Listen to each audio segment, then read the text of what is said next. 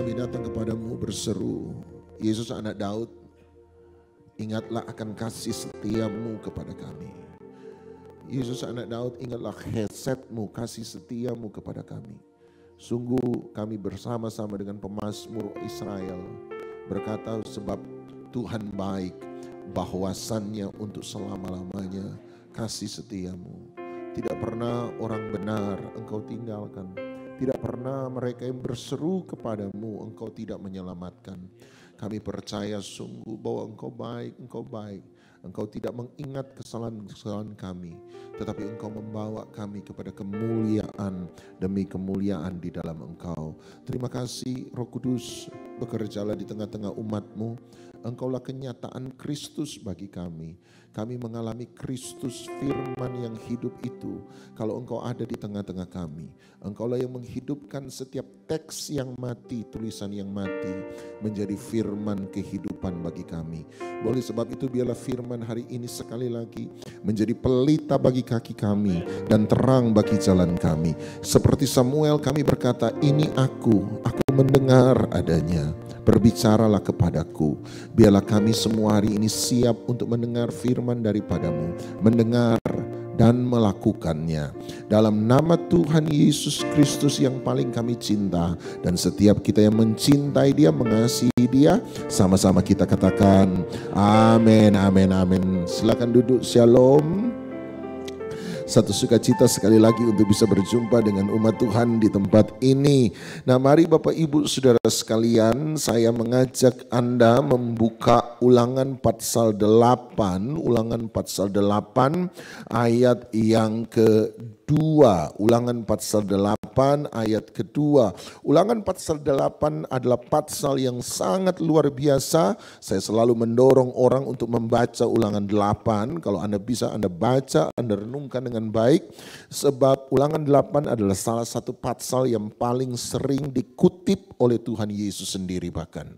Ulangan 8 ayat 2, Ulangan pasal 8 ayat 2 firman Tuhan berkata, ingatlah kepada seluruh perjalanan yang kau lakukan atas kehendak Tuhan Allahmu di padang gurun selama 40 tahun ini, dengan maksud untuk merendahkan hatimu dan mencobai engkau untuk mengetahui apa yang ada di dalam hatimu, yakni apakah engkau berpegang pada perintahnya atau tidak. Sampai situ saja, amin.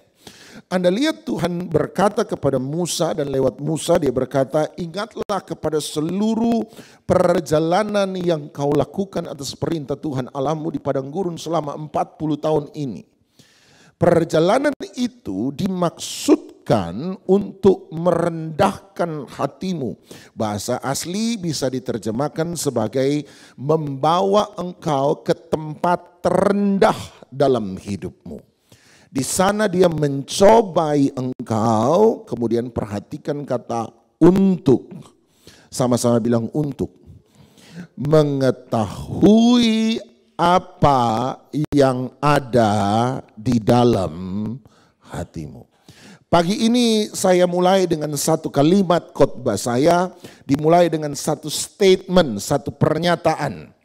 Pernyataan kalimat ini semoga Anda setuju. Sebab kalau Anda tidak setuju, maka 30-40 menit ke depan Anda akan melewati penderitaan bersama dengan saya. Tetapi kalau Anda setuju, kita akan berjalan langkah demi langkah untuk memahami apa yang saya percaya Alkitab coba ajarkan bagi kita. Kalimat ini adalah kalimat yang berkata demikian.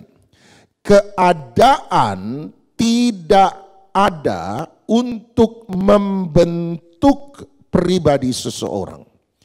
Keadaan itu tidak ada untuk membentuk pribadi seseorang. Pribadi Anda dan saya bukanlah hasil dari keadaan yang kita alami. Tetapi keadaan, sama-sama bilang keadaan, ada untuk menyatakan siapa kita sesungguhnya. Keadaan ada bukan untuk membentuk hidup Anda dan saya. Keadaan ada bukan untuk membentuk pribadi kita. Keadaan ada untuk menyatakan siapa saya sesungguhnya. Alkitab berkata keadaan ini ada untuk mengetahui apa yang ada di dalam hatimu. Jadi Anda lihat apa yang Anda dan saya alami bukan untuk membentuk kita, tetapi sebenarnya apa yang Anda dan saya alami adalah untuk mengetahui siapa kita sesungguhnya. Ahok waktu masih jadi gubernur Jakarta, dia suka mengutip satu kalimat yang ditulis oleh dulu Presiden Amerika Benjamin Franklin. Dia berkata begini, dia bilang begini. Kalau kamu mau tahu siapa orang itu sesungguhnya, beri dia kekuasaan, beri dia kekayaan, maka kamu akan tahu siapa orang itu sesungguhnya. Jadi kekuasaan kekayaan itu tidak membentuk seseorang. Kekuasaan kekayaan hanya menunjukkan siapa orang itu sesungguhnya. Jadi kalau Anda lihat, saya pernah kasih tahu sama Anda, kalau Anda lihat ada orang kaya, sudah kaya, tiba-tiba jadi sombong, jangan pernah bilang, oh gara-gara kaya dia jadi sombong. Saya kasih tahu sama Anda, kekayaan tidak pernah buat orang jadi sombong. Pada dasarnya itu orang dari dulu memang sudah sombong. Cuma waktu masih miskin gak ada yang bisa disombongkan. Apa yang mau disombongkan? Saya suka lihat manusia aneh ya. Sudah miskin menderita sombong lagi. Saya ada bisul di pantat sebesar ini. Satu bilang, baru begini sudah sombong. Saya sebesar ini, bisul juga sombong saudara. Bilang sama sebelah, kalau bisul jangan sombong. Amin, amin, amin. Dari dulu memang sudah sombong. Cuma waktu dulu miskin gak ada yang bisa disombongkan. Masa orang sombong, saya utang 10 juta. Lu baru utang 10 juta. Saya utang 1 miliar. Utang aja sombong. Tetapi waktu dia kaya, nah baru ada yang dia bisa sombongkan. Pak, tahu itu jemaat gara-gara sudah kaya sekarang tukang selingkuh. Saya kasih tahu sama Anda, bukan karena kaya dia jadi tukang selingkuh. Dari dulu memang sudah mata keranjang. Cuma waktu miskin gak ada yang mau. Sudah miskin jelek, siapa yang mau? Nanti setelah kaya, baru ada yang mau gitu ya. Teman saya bilang kekayaan menambah kegantengan walaupun muka tetap jelek. Jadi orang itu selingkuh bukan karena dia kaya. Dari dulu memang sudah mata keranjang. Cuma waktu dulu gak ada yang mau. Nanti setelah kaya ada yang melirik. Jadi keadaan tidak pernah membentuk seseorang. Keadaan hanya menunjukkan siapa kita sesungguhnya. Supaya Anda pikir Pak Doni tidak sembarang menafsirkan. Pak Doni sembarang saja. Coba Anda lihat 1 Petrus 1 ayat yang ke-7. 1 Petrus 1 ayat 7, senada dan serupa dengan itu, Anda pergi ke 1 Petrus 1 ayat ke-7. Petrus bicara soal iman kali ini. Lihat 1 Petrus 1 ayat 7, ayat terkenal. Maksud dari semuanya itu, sebelum kita lanjut, apa itu semuanya itu? Kalau Anda mundur 1 ayat ke belakang saja, Petrus sementara bicara begini, sekalipun untuk sementara waktu, kamu harus menderita karena berbagai-bagai pencobaan. Maksud dari semuanya itu. Jadi apa itu semuanya itu di sana? Persoalan, tantangan, rintangan, masalah, pencobaan. Sama-sama bilang keadaan. Maksud dari keadaan, kenapa kamu mengalami itu? Ialah untuk buktikan kemurnian imanmu. Perhatikan, Petrus tidak bilang keadaan itu ada untuk membentuk iman seseorang. Tidak. Petrus bilang keadaan itu ada untuk membuktikan iman seseorang. Jadi keadaan tidak pernah membentuk iman orang. Orang imannya tidak dibentuk oleh keadaan yang dia alami. Iman seseorang itu hanya dibuktikan lewat keadaan. Sama-sama bilang Bapak Ibu, keadaan adalah corong untuk memberitahukan kepada semua orang kualitas iman saya yang sesungguhnya. Sekali lagi sama-sama bilang, keadaan adalah corong untuk memberitahukan kepada semua orang iman saya yang sesungguhnya. Jadi kalau Anda lihat orang waktu punya masalah kemudian bersungut-sungut, itulah dia sesungguhnya. Kalau Anda lihat orang itu jadi kaya kemudian menghadapi orang miskin kemudian petantang petenteng, lu enggak tahu siapa, enggak tahu siapa gue. Jawabannya adalah gampang, kamu saja enggak tahu apalagi saya. Enggak tahu siapa gue. Saya pernah diceritain orang, ada pendeta di restoran, Pak, waktu pelayannya terlambat bawa makanan gebrak meja, enggak tahu siapa saya, enggak tahu siapa saya, enggak tahu siapa saya. Saya cuma bisa geleng-geleng kepala, malu jadi pendeta. Saudara. Jadi ada banyak orang, itulah iman yang sesungguhnya. Keadaan itu hanya menunjukkan kualitas iman kita sesungguhnya. Masih ingat kitab Ayub? Kitab Ayub kan adalah kitab yang mencoba menjawab sebenarnya kenapa orang benar menderita.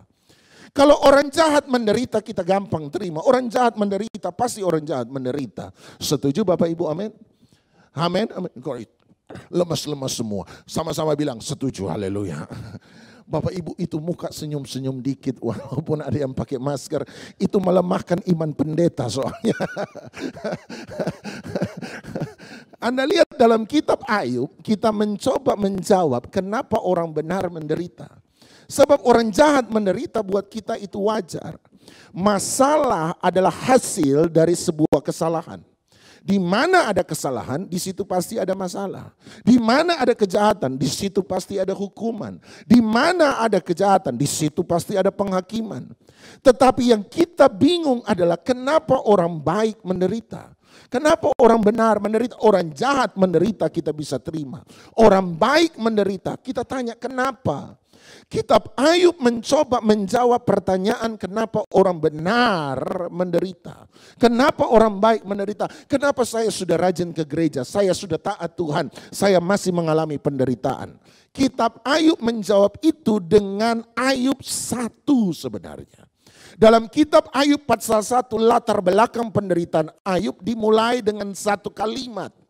Maka adalah orang yang hidup waktu itu di sebelah timur, seorang yang saleh, jujur, takut akan Tuhan. Kemudian ini peristiwa dipindah ke sorga, itu Ayub pasal 1. Dipindah ke sorga, ada di tempat di mana Tuhan bertata, ada kumpul malaikat-malaikat Tuhan termasuk setan di situ. Tuhan waktu lihat setan, Tuhan bilang, Tan sini dulu Tan, datang dulu kemari. Tuhan tanya, Tan dari mana saja? Setan jawab, dari keliling-keliling bumi. Tuhan tanya, setan kalau kamu dari keliling bumi, sudahkah engkau melihat hambaku Ayub, orang yang saleh, jujur, takut akan Tuhan? Disinilah permulaan penderitaan Ayub itu dimulai. Ketika setan berkata, tunggu dulu. Dari mana saya tahu Ayub itu saleh? Hanya karena Tuhan bilang dia saleh, terus saya harus percaya bahwa dia orang yang saleh? Hanya Tuhan bilang dia jujur, maka saya harus terima mentah-mentah bahwa Ayub adalah orang yang jujur. Hanya karena Tuhan bilang dia takut akan Tuhan, maka saya harus terima bahwa Ayub adalah orang takut akan Tuhan. Buktikan dulu dong. Disitulah penderitaan Ayub dimulai. Coba dulu. Ambil semua yang engkau beri. Angkatlah tanganmu daripadanya. Mari kita lihat kalau dia menderita, masihkah dia tetap saleh? Masihkah dia tetap jujur? Masihkah dia tetap takut akan Tuhan? Jadi penderitaan orang benar untuk membuktikan kepada semua orang termasuk setan bahwa kita ini benar di hadapan Tuhan. Jadi Anda lihat penderitaan, keadaan, sama-sama bilang keadaan, adalah corong untuk memberitahukan kepada semua orang kualitas iman saya yang sesungguhnya.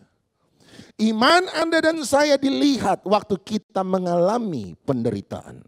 Iman Anda dan saya bisa terlihat waktu kita mengalami sebuah keadaan yang menyesakan. Iman Anda dan saya terbukti terlihat waktu kita memperoleh kekayaan dan kekuasaan yang besar.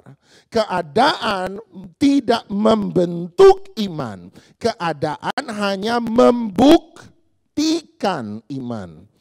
Sampai sini Anda bisa terima? Oke. Kalau sudah bisa terima, pertanyaan saya berikut. Kalau bukan keadaan yang membentuk pribadi saya, bukan keadaan yang membentuk iman saya, terus iman saya dibentuk oleh apa? Ya dong, kalau saya mau menumbuhkan iman saya, kalau saya mau mengangkat iman saya ini dibentuk dengan apa? Sebelum saya menjawab pertanyaan itu, mari kita bertanya, apa itu iman? Maksud saya bukan definisi iman, tapi pertanyaan saya, iman itu apa sih? Kapan seseorang disebut orang beriman? Kapan kita sebut, oh sekarang dia beriman pada Yesus? Kapan? Waktu orang itu KKR maju ke depan, mainkan doa orang berdosa. Ya Tuhan, saya mengaku saya orang berdosa. Oleh sebab itu saya perlu Yesus sebagai Tuhan dan Juru Selamat. Waktu saya mengakukah baru saya disebut beriman? Berarti iman adalah pengakuan. Atau, oh nanti saya buat yang benar, baru saya disebut beriman. Apakah iman adalah perbuatan? Apa wujud iman yang sesungguhnya?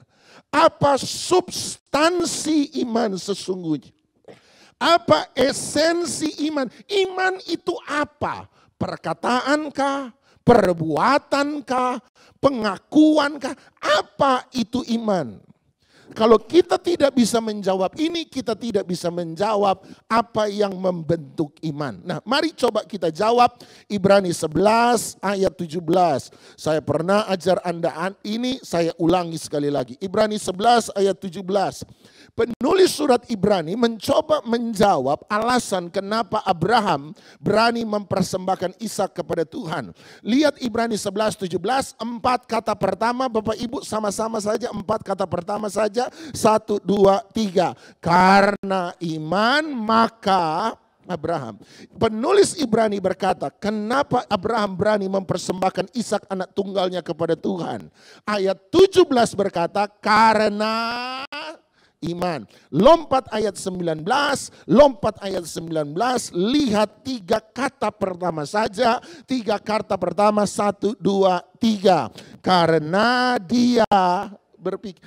Ibrani 11:17, kenapa Abraham mempersembahkan Ishak pada Tuhan? Karena iman. Ibrani 11 ayat 19 berkata, kenapa Abraham berani mempersembahkan Ishak pada Tuhan? Karena dia berpikir. Berarti iman, sama-sama bilang iman, adalah cara berpikir.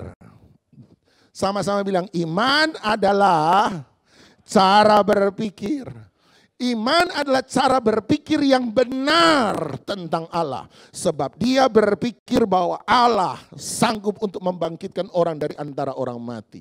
Jadi iman adalah apa tadi Bapak Ibu? Cara berpikir. Kalau iman adalah cara berpikir, maka iman dibentuk oleh pikiran kita. Kalau iman adalah cara berpikir, maka iman dibentuk oleh pikiran kita. Oh pantas Roma 10:17 ayat terkenal. Iman timbul dari pendengaran dan pendengaran akan firman Kristus, firman Tuhan. Kenapa iman timbul dari pendengaran? Sebab apa yang Anda dengar membuat Anda berpikir. Sebab iman adalah cara berpikir, berarti iman dibentuk oleh pikiran kita. Bukan oleh keadaan, tapi apa yang kita pikirkan waktu kita mengalami sebuah keadaan. Coba Anda lihat, berarti apa yang membentuk pribadi seseorang? Coba Anda lihat, Amsal pasal 27 ayat 19, Amsal 27 19, seperti air mencerminkan wajah manusia, demikianlah hati mencerminkan manusia itu. Jadi manusia itu adalah apa yang dia pikirkan. Amsal 23 ayat 7. Amsal 23 ayat yang ke-7. Amsal yang pasal 23 ayat 7. Sebab seperti seseorang yang membuat apa? Perhitungan dalam dirinya sendiri, demikianlah as a man think, sebagaimana orang berpikir dalam dirinya sendiri, itulah dia. Anda dan saya adalah hasil dari pikiran kita. Pikiran kotor, mulut kotor. Pikiran kotor, mata kotor. Pikiran kotor, kelakuan kotor. Pikiran bersih, mata bersih. Pikiran bersih, mulut bersih. Pikiran bersih, hati bersih. Kelakuan bersih. Jadi kalau ada orang yang mulut kotor, yang perlu dicuci bukan mulutnya, tapi yang perlu dicuci otaknya. Amin. Kalau ada orang mata kotor, jelalatan, lihat sana, lihat sini, yang perlu dicuci bukan matanya, yang perlu dicuci adalah otaknya. Sebab tindakan kita lahir dari pikiran. Nah, bilang sama sebelah, dari tadi dia belum khotbah. Bilang sama sebelah, sekarang dia baru mau khotbah. Bilang sama sebelah, dia punya 40 menit lagi buat khotbah. Saya bawa ini pada Anda cuma mau bawa ini satu ayat ini. Sebab 2 bulan terakhir ayat ini mengubahkan saya banyak sekali. Efesus 3 ayat 20. Efesus 3 ayat 20. Saya bilang ini supaya kalau Anda tahu betapa berkuasanya perkataan kita, Anda hati-hati dengan perkataan. Kalau Anda tahu ada kuasa dalam perbuatan kita, Anda hati-hati dengan perbuatan. Tapi kalau Anda tahu pikiran ini berkuasa, Anda juga harus hati-hati dengan apa yang Anda pikirkan. Manusia adalah produk dari apa yang dia pikirkan. Efesus 3:20. Efesus 3:20. Siap? Oke? Siap. Efesus 3:20 sama-sama. 1, 2, 3. Bagi dialah yang dapat melakukan jauh lebih banyak daripada yang kita doakan atau sebentar.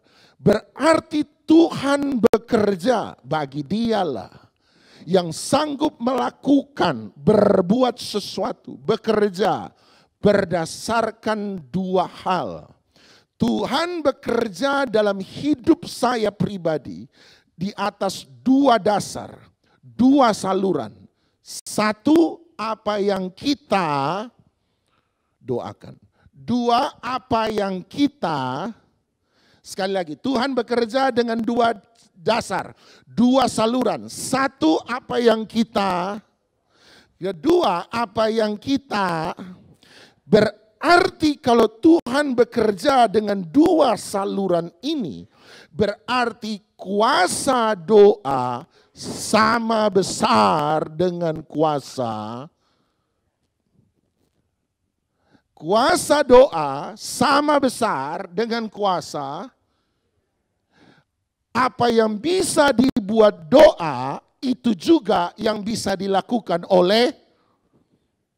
Berarti doa kita sama dengan pikiran kita, dan pikiran kita sama dengan, sama-sama bilang pikiran saya, sama-sama bilang pikiran saya adalah doa saya. Jadi kalau Anda pikir anak muda usia 15 tahun sudah mikir lebih baik hidup begini, kalau model begini mati, lebih baik mati, lebih baik mati. Anda pikirkan mati, lebih baik mati daripada menderita hidup. Mati. Usia 15 tahun kemudian inna ilahi wa inna ilaihi rajiun. Sampai di sorga dia tanya sama Tuhan, Tuhan masih 15 tahun kenapa saya sudah mati? Kenapa saya mati muda? Tuhan jawab, saya cuma menjawab doa.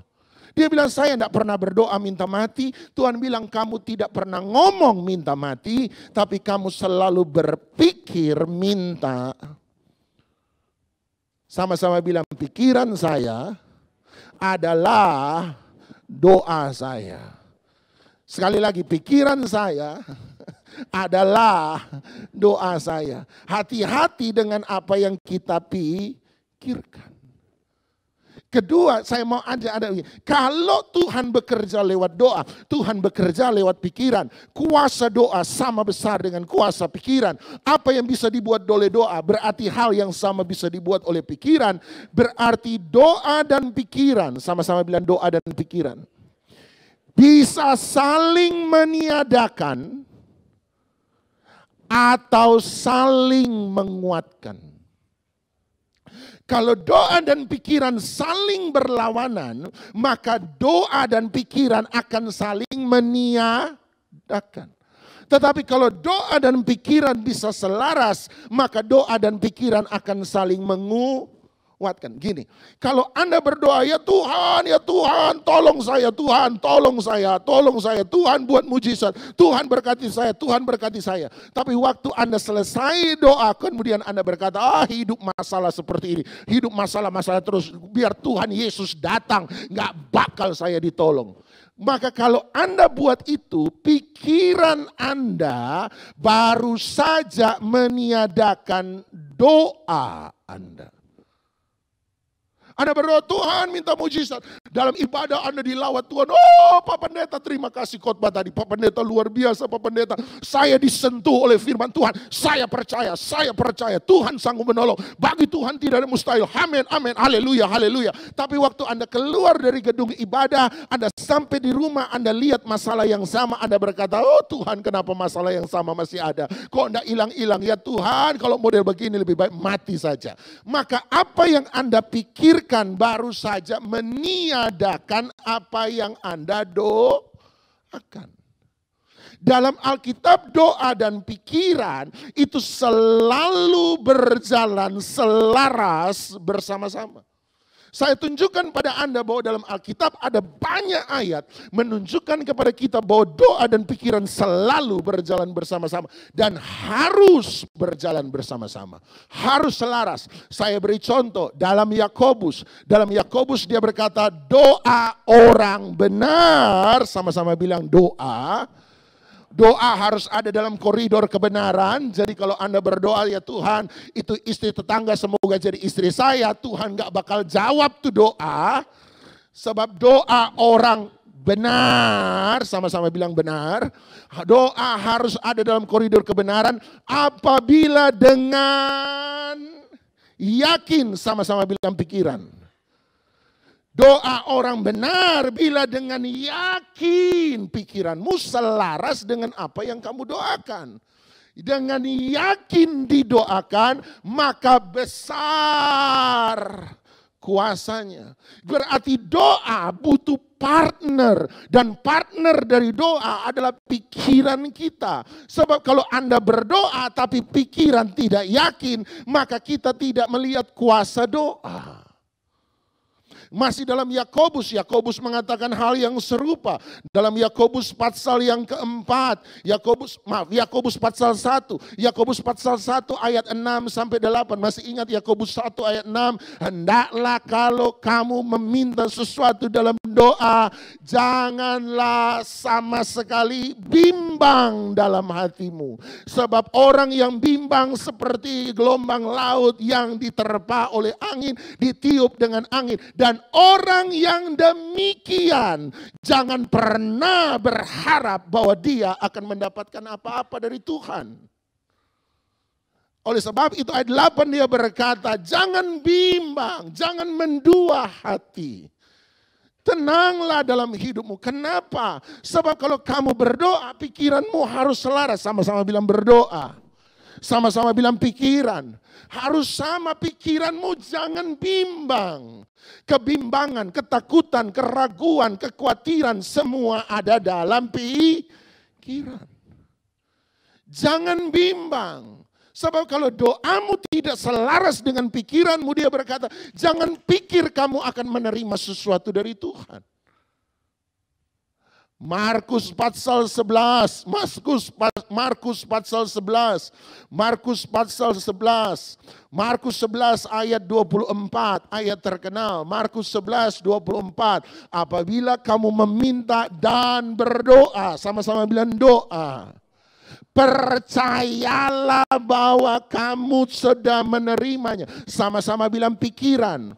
Sebab percaya sama dengan iman. Iman adalah cara berpikir. Percayalah berarti berpikirlah bahwa kamu sudah menerimanya. Maka hal itu akan diberikan kepadamu. Apabila kamu berdoa, percayalah, pikiran. Dengar baik-baik. Pikiran kita adalah tempat untuk menerima jawaban doa kita.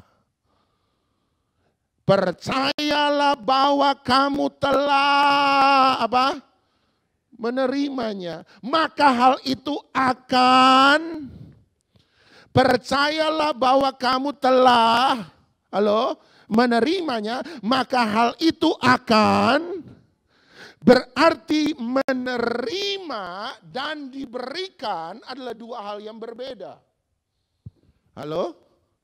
Menerima dan diberikan dua hal yang berbeda. Kita menerima jawaban doa dalam iman kita, percaya kita, dalam pikiran kita, sama-sama bilang pikiran. Tetapi kita diberi dalam kenyataan. Semua barang diciptakan dua kali. Sama-sama bilang semua barang diciptakan dua kali. Mimbar ini diciptakan dua kali. Kok bisa dua kali, Pak? Yang pertama dalam pikiran sang pembuat. Sebab kita harus pikir dulu modelnya bagaimana, bahannya dari apa, tingginya seberapa, lebarnya seberapa, panjangnya seberapa, harus dipikirkan. Ketika ini jadi dalam pikiran, baru bisa dibuat dalam kenyataan. Sama. Dia bilang kamu menerima dulu dalam pikiran. Jadi pikiranmu harus selaras dengan doamu. Ketika doa dan pikiran selaras, maka hal itu akan diberikan kepadamu. Amin, amin, amin, amin, amin, amin, amin, amin, amin. Roma pasal 10 ayat 9. Barang siapa mengaku dengan mulutnya bahwa Yesus adalah Tuhan dan percaya dalam hatinya. Barang siapa mengaku dengan mulutnya, sama-sama bilang doa. Dan barang siapa percaya dalam hati, sama-sama bilang pikiran, maka dia akan Kapan keselamatan itu terjadi dalam hidup kita? Kembali lagi keselarasan antara doa dan pikiran. Doa dan pikiran, doa dan pikiran, doa dan iman, doa dan percaya. Doa, pikiran, doa, pikiran, doa, pikiran. Sebab kalau Anda tidak bisa menyelaraskan, maka apa yang Anda pikirkan baru saja meniadakan apa yang Anda Berarti Bapak Ibu, setan tidak perlu menghalangi Anda berdoa. Setan cuma perlu mengganggu pikiran Anda waktu Anda berdoa. Kalau setan bisa mengganggu pikiran Anda waktu Anda berdoa, setan baru saja meniadakan doa Anda. Makanya semua yang belajar berdoa tahu, untuk belajar berdoa hal yang paling sulit nomor satu adalah memfokuskan pikiran. Belum 2 menit doa, kompor tadi sudah mati belum ya? Sudah mati tadi, rasanya sudah dimatikan. Belum rasanya. Belum, tapi waktu itu jalan ke situ, setelah jalan ke situ, sudah tapi belum, sudahlah, nanti kalau berasap pasti kecium lah, sudah. Belum 2 menit sudah mikir kompor. Kalau setan bisa ganggu pikiran Anda waktu Anda berdoa, setan baru saja meniadakan doa Anda.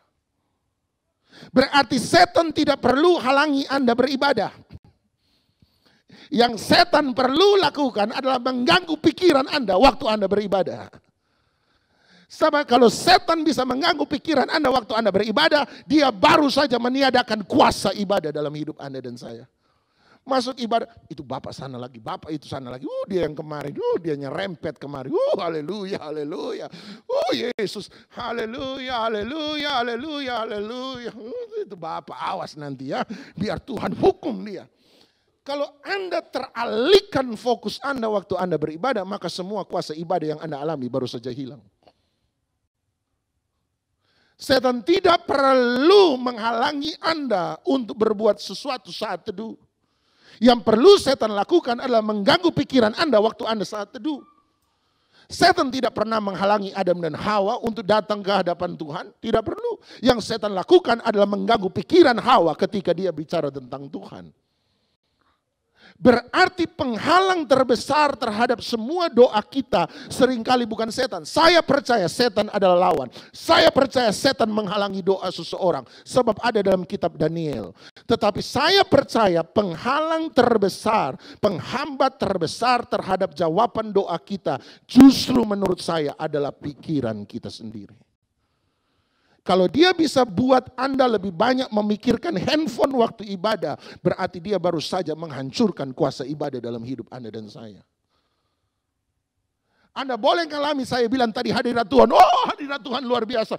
Dahsyat, dahsyat, percaya, percaya, percaya. Tapi waktu Anda keluar, Anda lihat persoalan, tiba-tiba Anda berkata, rasanya Tuhan gak tolong deh hari ini. Berarti dia baru saja menghancurkan semua hasil dari ibadah. Sebab yang diperlu lakukan setan hanyalah mengganggu pikiran kita. Kalau begitu apa yang saya harus perbuat, Pak?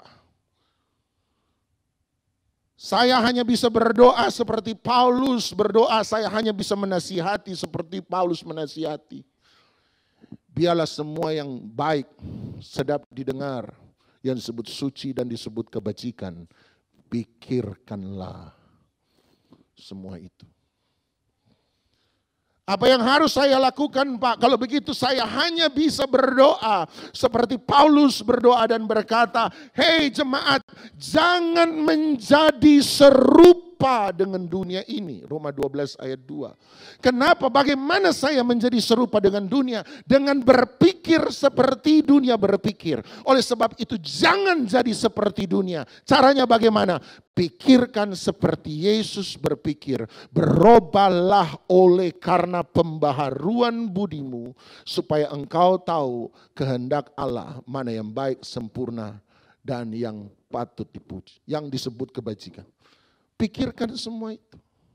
Seperti Paulus saya hanya bisa berdoa, let the mind of Christ, biarlah pikiran dan perasaan yang ada dalam Yesus Kristus sekarang ada juga dalam kamu. Saya hanya bisa berkata seperti Paulus berkata, tugas kami sebagai pemberita Injil adalah 2 Korintus 10, menawan semua pikiran yang dibangun di atas dasar keangkuhan manusia, menghancurkan setiap kubu-kubu pertahanan yang dibangun oleh siasat manusia dan meletakkannya di bawah kaki Kristus. Hanya itu yang kami bisa doakan. Saya hanya bisa berdoa supaya Allah sumber damai sejahtera memelihara hati dan pikiranmu dalam Kristus Yesus. Dan seperti Tuhan Yesus saya hanya bisa menasihati Anda. Kasihilah Tuhan Allahmu dengan segenap hatimu, segenap jiwamu, segenap kekuatanmu, dan dengan segenap akal budimu. Seperti pemazmur saya mengingatkan Anda, jagalah hatimu dengan segala kewaspadaan, kata Amsal. Sebab dari situlah terpancar kehidupan. Sebentar kita akan mengikuti perjamuan kudus. Kita diingatkan untuk jadi satu dengan Kristus, manunggal dengan Yesus. Bagaimana caranya? Menurut saya, pikiran Yesus harus jadi pikiran kita. Hari ini Bapak Ibu Anda boleh puluhan tahun dan saya boleh puluhan tahun khotbah. Tapi kalau pikiran saya tidak pernah dirubah sesuai dengan firman, maka saya tidak akan pernah mengalami keserupaan dengan Kristus. Itu sebabnya Paulus mengingatkan kita Efesus 3:20, Tuhan bekerja dengan doa, sama-sama bilang doa, dan dengan pikiran, sama-sama bilang pikiran. Ada banyak orang ada pada aktivitas doa, liturgi doa, kegiatan ibadah doa, ibadahnya hebat. Tapi kenapa kelakuannya tidak pernah berubah? Sebab dia mengubah doanya, tapi dia tidak pernah belajar mengubah pikirannya. Itu sebabnya pertobatan, metanoia, bukan perubahan kelakuan, tetapi metanoia adalah perubahan cara berpikir. Ada banyak orang mau mencoba mengubah kelakuan, tapi tidak pernah lebih dulu mencoba mengubah cara berpikir. Itu sebabnya perubahannya tidak pernah langgeng. Bulan pertama rajin, bulan kedua mulai bolong-bolong, bulan ketiga hilang sama sekali. Kenapa? Sebab mencoba mengubah yang di luar, tetapi tidak mengubah yang di dalam. Bapak Ibu, rubah yang di dalam. Izinkan firman Tuhan mengubah pikiran kita. Izinkan firman Tuhan berhasil meyakinkan kita bahwa mengucap syukur jauh lebih baik daripada menggerutu. Izinkan firman Tuhan berhasil meyakinkan pikiran kita bahwa bersandar pada Tuhan jauh lebih baik daripada mengandalkan kekuatan manusia. Izinkan firman Tuhan berhasil meyakinkan kita bahwa kita harus setia pada Tuhan, berbuat apa yang baik lebih daripada harus tetap tinggal dalam dosa dan berbuat apa yang jahat. Pikiran harus berubah, harus berubah, harus berubah. Taruh tangan atas kepala, bilang ya Tuhan tolong ini otak untuk berubah. Bilang sama Tuhan jangan lupa otak orang sebelah. Dia juga perlu berubah. Amin. Amin, amin, amin, amin, amin, amin, amin, amin, amin. Robah. Hari ini cuci otak dengan firman Tuhan. Cuci otak dengan firman Tuhan. Mari kita datang pada Tuhan. Mari kita datang. Diberkati oleh firman Tuhan. Amin. Oh kencang sekali aminnya. Haleluya. Mari kita bangkit berdiri. Ku berikan hatiku dan jiwaku, semuanya bagimu di dalam hidupku, di setiap waktu. Nyatakan jalanmu, ku berikan hatiku dan jiwaku, semuanya bagimu di dalam hidupku, di setiap waktu. Nyatakan jalanmu. Kenapa seorang suami bisa kecup kening istri di pagi hari sebelum berangkat kerja, tapi sore malam hari bisa sembunyi-sembunyi dari istri pergi selingkuh? Menurut saya sebab iblis berhasil meracuni pikirannya ketika dia sementara ada dalam dunia kerja. Kenapa seorang ayah yang begitu sayang dengan anak, tapi ketika anak berbuat salah menjadi ayah begitu pemarah dan dengan mudah main pukul? Sebab setan berhasil mengubah cara berpikir. Kenapa orang di gereja bisa kelihatan seperti malaikat, tetapi waktu dia di luar gereja bisa kayak lebih jahat dari setan? Sebab setan berhasil mengubah cara berpikir. Makanya kami selalu berkata jangan pernah lihat kami pendeta di mimbar. Kalau kami pendeta dinilai di mimbar kami malaikat semua. Cuma kurang jelas malaikat Lucifer atau Gabriel. Semua pendeta kelihatan malaikat semua kalau di mimbar. Lihat kami waktu kami ada di rumah kami masing-masing. Lihat kami ketika kami berhadapan dengan orang yang lebih rendah dari kami. Lihat kami ketika kami ada di bawah tekanan. Lihat kami waktu kami ada di bawah segala kekayaan dan kekuasaan. Lihat kami di situ. Itulah kami yang sesungguhnya. Pikiran kita harus dijaga. Bapak Ibu, dia bilang doa. Ada banyak orang mencoba masuk dalam liturgi doa, tetapi dia gagal untuk mengubah pikirannya dalam doa. Kalau apa yang Samuel katakan itu benar, bahwa Tuhan tidak melihat yang dilihat mata, tapi Tuhan melihat apa yang ada dalam hati. Berarti Tuhan tidak menilai seseorang dari postur doanya, tetapi Tuhan menilai seseorang dari pikirannya ketika dia berdoa. Ingatkan Anda sekali lagi, kalau dia bisa ganggu pikiran kita waktu kita berdoa, dia baru saja berhasil meniadakan semua doa yang kita ucapkan. Kalau dia baru saja bisa mengganggu Anda waktu Anda, pikiran Anda waktu Anda beribadah, dia baru saja menghancurkan semua keuntungan dari ibadah. Setiap kuasa dari ibadah. Oleh sebab itu jaga pikiran baik-baik. Hari ini jadi sama seperti Yesus. Biarlah pikiran dan perasaan yang ada dalam Yesus sekarang ada di dalam kamu.